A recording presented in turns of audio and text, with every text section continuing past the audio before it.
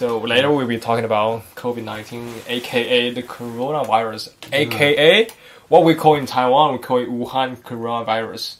Wow. Okay. And people say that's racist, but I mean, this is where it comes from. It's where it comes from, and we just stick with it. Hello， 大家好，我是 Jacob， 欢迎来到 Jacob John Memory。那今天这个影片是要分享有关我从英国因为疫情的关系逃回来的一些不同的内容、不同面向。因为我现在因为4月2号，我在3月30号已经解除居家隔离，那基本上就是我没事可以放心的出去走走。Anyway， 那这个影片呢会分2个片段，那是我在回来的时候3月14号所拍摄的。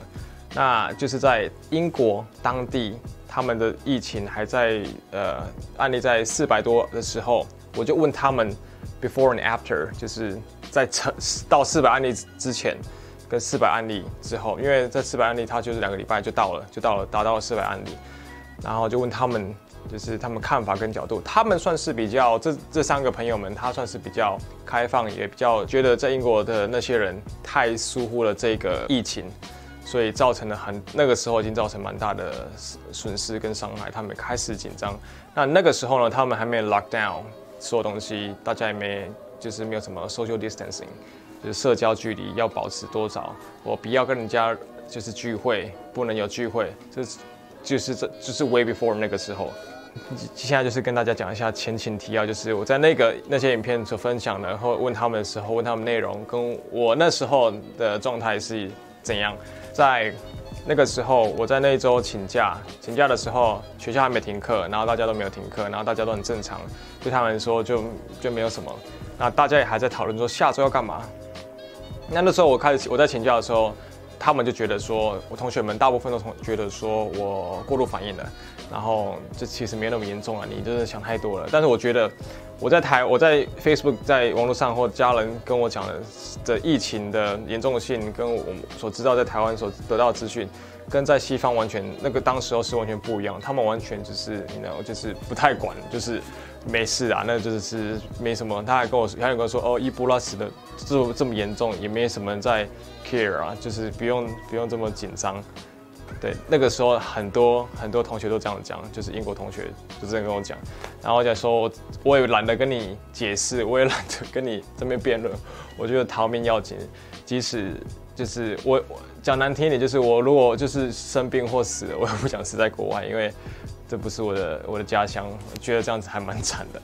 So anyway， 我就毅然决然就请假了。当然，我就跟比较好的我的室友，就是那个 Ben， 我就跟他说，你们下周一定会停课，我有那个预感，以那个指数上升的速度，你下周一定会就停课了。然后所以我就回台湾了，然后就拍了就是你们看过的影片，在我们先前的影片。那回台湾之后呢，隔离了2天嘛，就是我回到台湾是礼拜日。那到礼拜3、礼拜2的时候，学校就开始停课了，就全部停课。然后他们政府开始建议大家停课，然后甚至到最后就禁令全国停课。那我那时候就想说，还好我就是没有听他们那些人的话，因为当时候他们的那个 Boris 就是总理，他还说我们要做 herd immunity， 然后我们要群体免疫，然后跟很多人说我们会有很多人失去他所爱的人。然后就等等之类的，大家所说的佛系防疫法。但之后呢，当然他大转弯啦。那我等一下会放这些片段，就是我访问的这3个朋友，我会访问他们的想法，然后跟他们说法给大家看看。All right.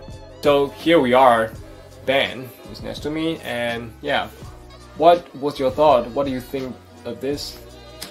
It's quite hard to judge from our perspective. I think like I say, there's this element of here and there, and when it first broke out, when there was first these people talking about it, it was spoken about in this kind of distant, okay, it's happening on the other side of the world. So it was quite hard to get a focused understanding of, okay, this is what's going on, this is how it affects real people, and it's quite difficult to sort of exactly know the position of, okay, where's things going to lead to. And there was certainly no one who thought 100% who could say, yeah, it's definitely going to spread across the world.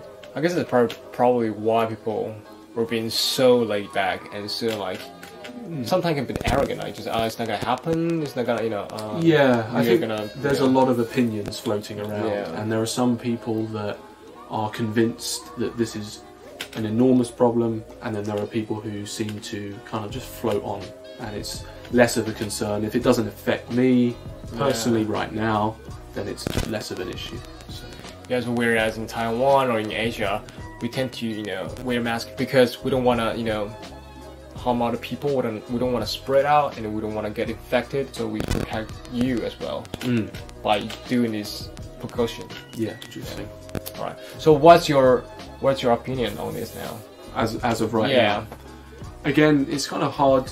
The government at the moment haven't particularly done Yeah. any major. They haven't. Well, as in compared to other countries, schools are still open, businesses are still running. There are restrictions in place. They haven't done nothing. Yeah.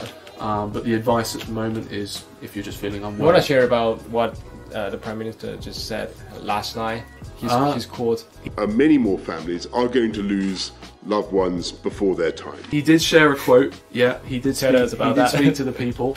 And again, for the machine of the UK, there's a lot going on, and just to turn that off is a big decision. You can't just switch off the light. Yeah, but he was talking about that there would be families that lost people. That he was speaking about that, but also saying that actually this is a big issue. Yeah.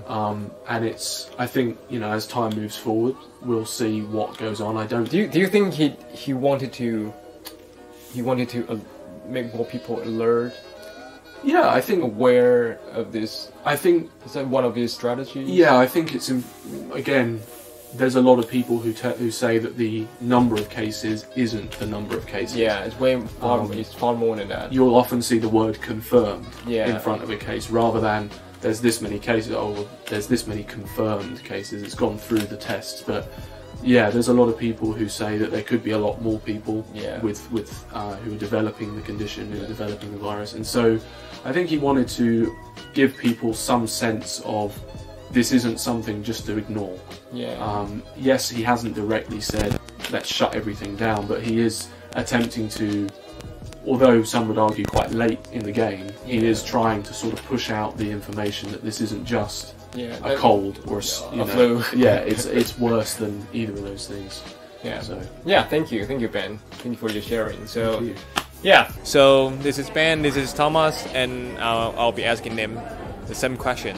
All right. So what was your thought, and what's your thought you're feeling now? Now or before? Before. Before.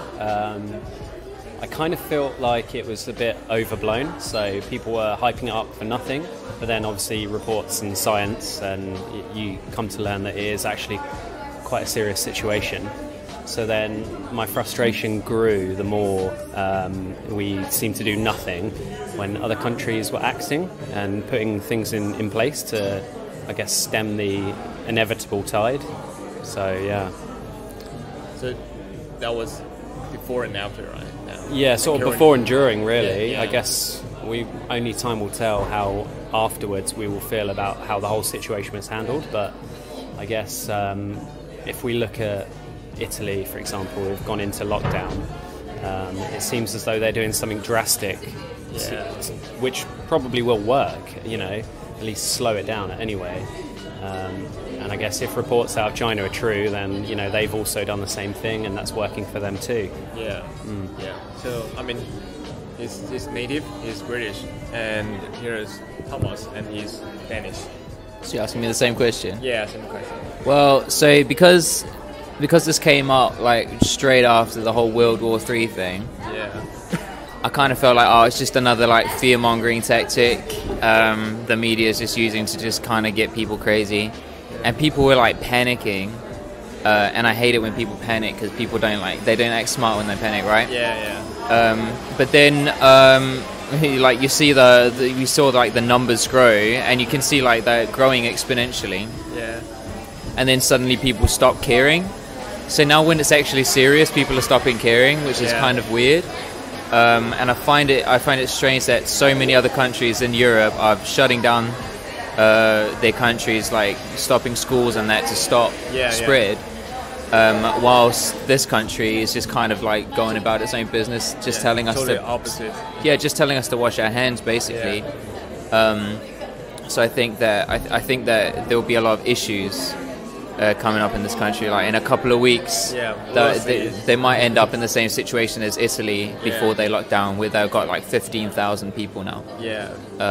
And the hospitals are just overflowing. Like they have to choose who they can treat. So exactly. Right. Thank you to you.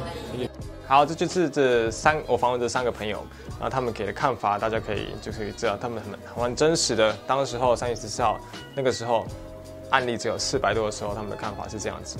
然后他们都有说到，他们很多人都太轻忽了这个疫情，然后都不知道，然后大家就失心疯的开始囤货啊，买断什么东西，买卫生纸。所以我现在还是不太能理解，就是为什么大家只要这个事情发生，大家就买卫生纸，就疯狂的囤货。对，是蛮有趣的现象。那对 ，anyway， 这不是今天要讨论的东西。所以总之，我觉得回来台湾非常幸运，非常开心。然后现在留学生就他回来留学生，不管美国、英国还是其他地方的留学生，学习方式呢都会用一个平台叫 Zoom。那就像这样子，我们用这个一些影片，然后不管是学乐器或者是一些其他课程，我们都是用影片。但你就可以，你知道随时随地的去学习。